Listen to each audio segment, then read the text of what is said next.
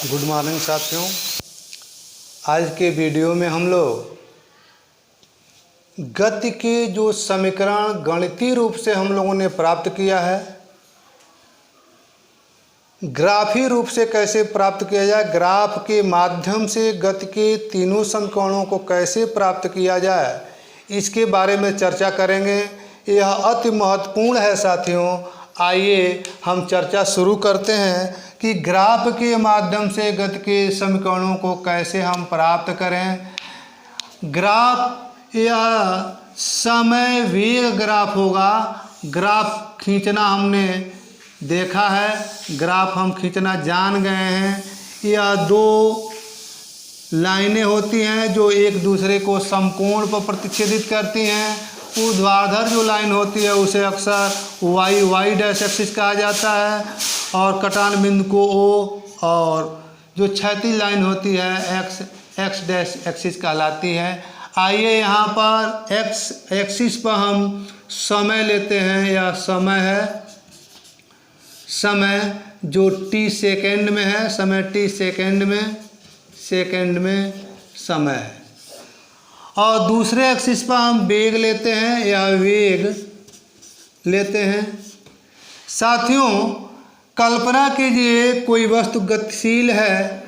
जब हमने गणना करना शुरू किया, यानी समय जब ही शून्य था उस समय तक वस्तु ने u वेग प्राप्त कर लिया था। यह u वेग यहाँ से यहाँ तक हमने दिखाया, यह पॉइंट हमने ए दिखाया। साथियों, जब हम गणना शुरू किए, परीक्षण हमने शुरू किया, उस समय तक वस्तु का वेग, वस्तु ने u वेग प्राप्त कर लिया था 0 समय पर, और समय बढ़ता गया तो वेग बढ़ रहा है। और जब ही समय कहीं यहाँ t सेकेंड हुआ या t सेकेंड हुआ यहाँ से यहाँ तक, तो उस समय b पॉइंट तक वस्तु पहुँच गई। b पॉइंट का मतलब कि यह वस्तु का वेग हो गया यहाँ से यहाँ तक।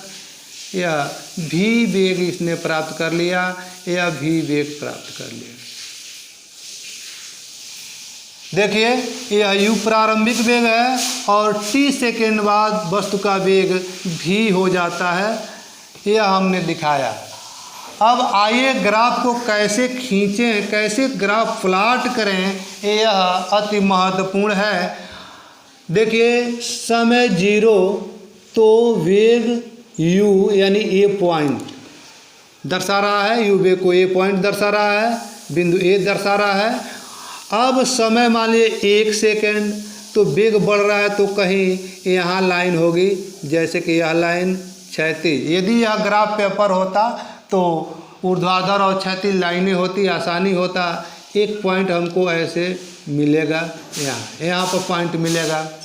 यदि 2 सेकेंड हुआ तो वेग कुछ और बढ़ा, यहाँ से ऐसे करें और फिर यहाँ से 2 सेकेंड के लिए रेखा ले आए ऊर्ध्वाधर, तो यहाँ। कहने का मतलब यह है कि t सेकेंड हुआ तो कहीं यह वेग भी प्राप्त हुआ, और जब t सेकेंड तो ग्राफ इस प्रकार हमको प्राप्त हो जाएगा, एक ग्राफ प्राप्त होगा। यह समझाने के लिए हमने यह बनाया है। इसको हम मिटा देते हैं अब कि ग्राफ कैसे खींचते हैं, या पिछले वीडियोज में हम लोगों ने देखा है।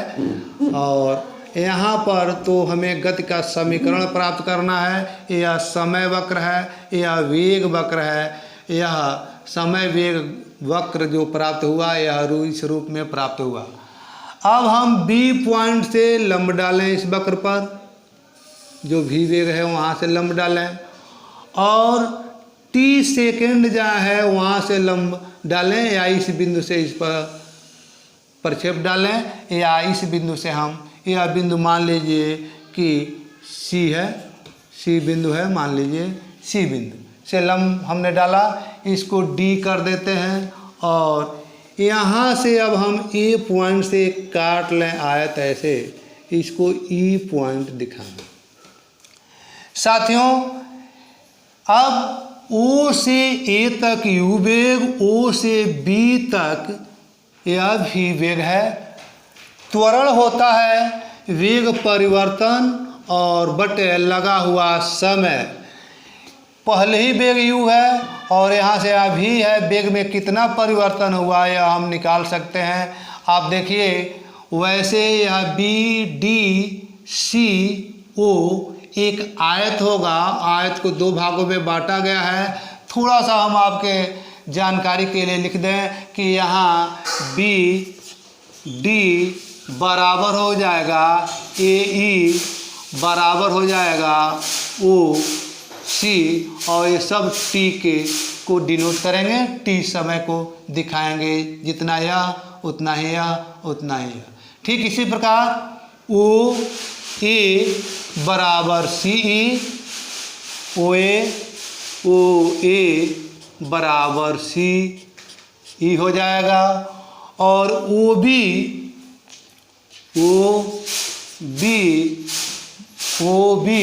बराबर सी डी हो जाएगा, सी डी। जहाँ जिसकी ज़रूरत पड़ेगी हम लोग वह मान रखेंगे। आपने देख लिया। अब यह ओ डी बराबर सी ई यह यू को दिखाएगा और यह भी को दिखाएगा। साथियों आइए अब हम आगे चर्चा करते हैं। गति के पहले समीकरण को प्राप्त करने के लिए हमें वेग में कितना परिवर्तन हुआ यह निकालना है। तो आप देखिए वेग परिवर्तन कितना हुआ, कुल वेग v है और प्रारंभिक वेग u है। तो ओ बी माइनस ओ ए यह हो जाएगा v माइनस यू। आप देख रहे हैं v ओ बी और सी डी भी v के बराबर है, ओ ए आप देख रहे हैं कि u के बराबर है। यह वेग परिवर्तन हुआ साथियों। अब चूँकि यह ओ बी माइनस ओ ए भी माइनस यू है और यह टी ए बी यह मान होगा, वास्तव में यह मान जो हो जाएगा ए बी होगा, ए बी ओ बी में से ओ ए घटा दिया जाए तो यह ए बी होगा जो बराबर ई डी के होगा और यह वेग परिवर्तन को दिखाएगा। यह याद रखिए, यानी ए बी बराबर भी माइनस यू। यहाँ पर ए बी को हम इस समीकरण के अनुसार ए बी को डी ई भी लिख सकते हैं, ई या ई डी भी लिखा जा सकता है। यहाँ दिख रहा होगा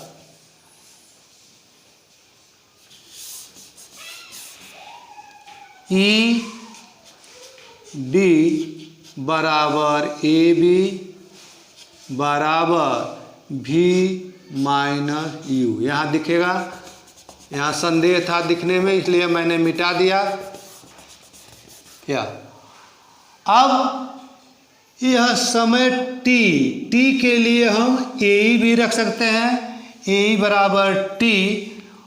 तो ये क्या होगा, ए हम जानते हैं कि यह वेग परिवर्तन बटे समय होता है। वैसे भी आप देखिए ई डी या वेग परिवर्तन को दिखा रहा है और ओ सी बराबर ए, यानी इतना बटे इतना या कोण थीटा हो तो आप जानते हैं कि इतना यानी डी ई बटे ई ए या क्या होता है टेन थीटा होता है। टेन थीटा बराबर आपको हो जाएगा ई डी अपान ए। और आप जानते हैं कि टेन थीटा त्वरण को दिखाता है और वही बात यहाँ हमने जगह लिखा है। तो यह भी माइनस यू अपान टी हो जाएगा। ए बराबर थोड़ा ऐसे लिख दें स्पष्ट करने के लिए, डी ई बटे ए ई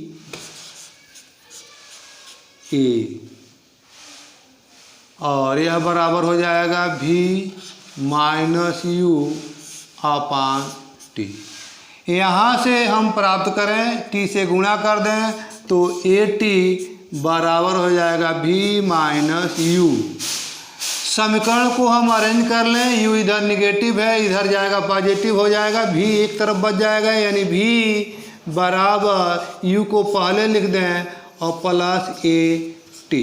यह गति का जो प्रथम समीकरण है साथियों, उसको हम लोगों ने प्राप्त कर लिया। आप देख रहे होंगे कि गति का प्रथम समीकरण v बराबर u प्लस ए टी होता है, आप जानते हैं। गति का दूसरा समीकरण हम कैसे प्राप्त करें? दूसरा समीकरण s बराबर U T plus half A T square होता है। दूसरा समीकरण साथियों, यह जो समय वेग जो वक्र है उससे और समय अक्ष के बीच जो क्षेत्रफल घिरा होता है, इस क्षेत्रफल के आंकिक मान के बराबर चली गई दूरी या तय किया गया विस्थापन होता है साथियों। यह इस क्षेत्रफल को निकालना है, तो यह चली गई तय किया गया विस्थापन के बराबर होगा। यस बराबर हो जाएगा, यह एक समलंब चतुर्भुज है और इसको दो भागों में बांटा जा सकता है, त्रिभुज ए ई डी तथा चतुर्भुज ए ई सी ओ। दो रूपों में बांट दें तो हम कहेंगे कि यह त्रिभुज चली गई दूरी यस बराबर त्रिभुज ए डी ई का क्षेत्रफल संक्षेप में हमने 6 लिख करके शून्य दे दिया, क्षेत्रफल प्लस आयत, यह आयत हो जाएगा या चतुर्भुज कह दें थोड़ी देर के लिए, ओ ए ई सी, ओ ए ई सी। आप जानते हैं साथियों कि त्रिभुज का क्षेत्रफल जो यदि वह समकोणिक है तो दो समकोण बनाने वाली दोनों भुजाओं के गुणनफल का आधा होता है। यह हम लिखें यहाँ पर तो यह हो जाएगा 1/2 डी ई गुण ई ए। चूँकि डी इसके बराबर है जो v माइनस यू है और यह ई ए यह सी ओ के बराबर है जो t है, तो इसके जगह पर हम वह लिख सकते हैं, लेकिन अभी तो इसको लिख दें। इसका क्षेत्रफल, आयत का क्षेत्रफल आप जानते हैं लंबाई गुणा चौड़ाई, तो यह सी ई होगा, सी ई जो ओ ए के बराबर होगा जिसका मान u होगा, गुणे ओ सी गुणे ओ सी। इसको लिखें, मान रखें हम साथियों, तो यह 1/2 डी ई या हम कहें बी ए बराबर, अभी हमने निकाला है कि ए बी का मान हमने निकाला है v माइनस यू, यह हो जाएगा v माइनस यू। यह हो गया ई ए या सी ओ, ये दोनों की जगह पर हम टी लिख सकते हैं गुणे टी प्लस सी ई या ओ ए बराबर यू और ओ सी आप जानते हैं गुणे टी, यह टी है। आप देखें इस समीकरण में v का मान समीकरण 1 से रख दिया जाए साथियों, समीकरण 1 में जो v का मान निकाले हैं हम लोग उसको रख दिया जाए तो v के जगह पर क्या हो जाएगा, u प्लस ए टी हो जाएगा, u प्लस ए टी और माइनस u है ही और प्लस u टी, यह हो गया। u से u कैंसिल हो जाएगा, ए टी से, हाँ, और यहाँ t बाहर है तो t बाहर रहेगा ही, u कैंसिल हो जाएगा, t से गुणा होगा, ए टी स्क्वायर हो जाएगा, आगे 1/2 है, यह फाइनली प्राप्त हो जाएगा 1/2 A T square plus U T. केवल अंतर है क्रम का, यह दूसरा समीकरण हो गया। आप देखिए यस आ रहा है, यस को यहाँ लिख दें और यू टी को पहले लिख दें, यू टी और प्लस लिखें 1/2 ए टी स्क्वायर लिख दें साथियों, तो यह गति का द्वितीय समीकरण प्राप्त हुआ हमें, जो हमने समय वेग ग्राफ के माध्यम से इस समीकरण को प्राप्त किया। अब तीसरा समीकरण प्राप्त करने के लिए हमें प्रयास करना है साथियों। आइए तीसरा, हो सकता है कि श्यामपट्ट पर यहाँ जगह कम बचे, तो तीसरा समीकरण हम मिटा करके और तब प्राप्त करते हैं। आइए जगह हम इसको मिटा दें, इसको मिटा देते हैं और फिर तीसरे समीकरण को प्राप्त करते हैं। तीसरे समीकरण के लिए भी प्रक्रिया आसान है, थोड़ा सा ध्यान हम लगा दें तो कोई दिक्कत नहीं है। आइए, यह मिट गया। अब आगे बढ़ते हैं। देखिए, हमने कहा दूसरे समीकरण को प्राप्त करने के लिए यह क्षेत्रफल हम निकालें, क्योंकि तय किया गया विस्थापन जो समय वेग ग्राफ होता है वह वक्र और समय अक्ष के बीच जो क्षेत्रफल घिरा होता है उसके आंकिक मान के बराबर होता है। तीसरा समीकरण प्राप्त करने के लिए भी यह क्षेत्रफल ही निकालें, लेकिन अब दो भागों में न निकालें, पूरे समलंब का क्षेत्रफल निकाल लें। समलंब क्या लिखेंगे? ओ ए डी सी का क्षेत्रफल समलंब चतुर्भुज या ओ ए डी सी का क्षेत्रफल दो बार जोड़े तब भी वही, और इकट्ठे निकाल लें तभी यह यश के बराबर होगा, विस्थापन के बराबर होगा। अब इस समलंब का क्षेत्रफल कितना होगा साथियों? आप जानते हैं कि किसी समलंब का क्षेत्रफल होता है समांतर, यह भुजा समांतर भुजाओं का योग बटे 2 और गुणे उनके बीच की लंबवत दूरी, तो यह हो जाएगा ओ ए प्लस क्या लिखें? सी डी बटे 2 हो गया, और गुणे या लंबवत दूरी। अब कोई भी रेखा लिख दें, चलिए आधार वाली रेखा लिखते हैं ओ गुणे ओ सी। आप देखिए कि यह क्या है? ओ ए, तो यह है यू प्लस सी डी बराबर ओ बी बराबर भी, प्लस या भी हो जाएगा बटे 2 गुणे ओ सी इंटू टी, ओ सी टी। अब हम क्या करें? तो टी का मान समीकरण 1 से प्राप्त कर लें। हमने समीकरण 1 आप जानते होंगे, यहाँ पर हम देख लेते हैं, रफ कार्य है।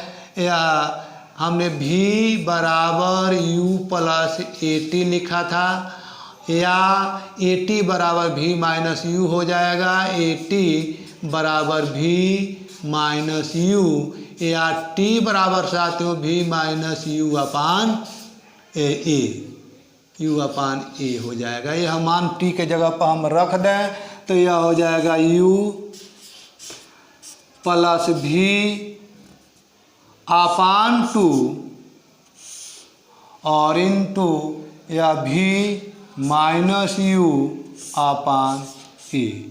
आप देख रहे होंगे यह गुणा के रूप में है, यह 2 और 1 कॉमन लिए जा सकते हैं, बाहर हमने ले लिया, यानी 1 अपान 2a, और ऊपर जो बच रहा है साथियों, यह जो वर्गांतर का नियम है गणित में हमने पढ़ा है, a plus B into A minus B बराबर होता है A square minus B square. इस सूत्र के आधार पर इसका मान लिखा जा सकता है भी स्क्वायर माइनस यू स्क्वायर। यह इस प्रकार प्राप्त हुआ, और यहाँ है यस, आप जानते हैं 2a का गुणा कर दें तो यह 2as बराबर हो जाएगा भी square minus you square. Arrange कर लें समीकरण को जिस रूप में मानक रूप में हमें देखते हैं, तो यह भी इधर रह जाएगा, u इधर निगेटिव है उधर चला जाएगा, पॉजिटिव हो जाएगा, 2s नहीं 2as 2a और s। तो लिखें उस रूप में तो यह हो जाएगा v स्क्वायर बराबर u स्क्वायर, यानी u इधर आ गया, v अकेले रह गया, v को पहले लिख रहे हैं तो u स्क्वायर प्लस 2as। यह गति का तीसरा समीकरण हमें प्राप्त हुआ और वास्तव में कक्षा 9 में इस समय यह ग्राफीय रूप से ही हमको समीकरण प्राप्त करना है। जो मैंने गणितीय विधि से बताया उसको भी याद रखिए, कंठस्थ कीजिए और इसको भी देख लीजिए। तो आज की चर्चा हमारी समाप्त होती है। यदि आप हमसे सहमत हैं, हमारी बातें आपको समझ में आती हैं, तो मैं रिक्वेस्ट करूंगा कि मेरे चैनल को सब्सक्राइब कीजिए साथियों, ताकि मेरा हौसला और बढ़ता जाए। अब धन्यवाद, पुनः अगले वीडियो में हम लोग मिलेंगे। धन्यवाद।